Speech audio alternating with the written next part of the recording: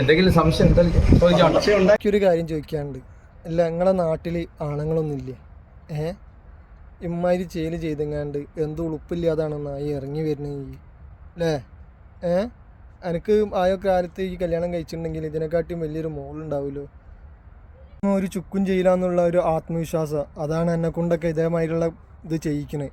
ആ നാട്ടിലുള്ള ആൾക്കാരെ പറഞ്ഞാൽ മതി, നായിൻ്റെയൊക്കെ കൊട്ട അടിച്ചൊട്ടിക്കാൻ ആളില്ലായിട്ടാണ്.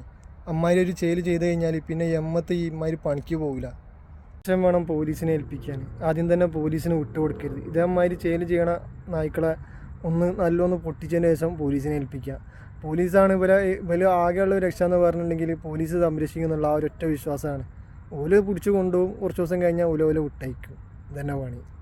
കൊല്ലം അഞ്ചൽ കരുക്കോണിൽ 15-കാരിയെ പീഡിപ്പിച്ച 51-കാരൻ അറസ്റ്റിൽ. കരുക്കോൺ തോട്ടുങ്കര സ്വദേശിയായ നാസറിനെയാണ് അഞ്ചൽ പോലീസ് പിടികൂടിയത്.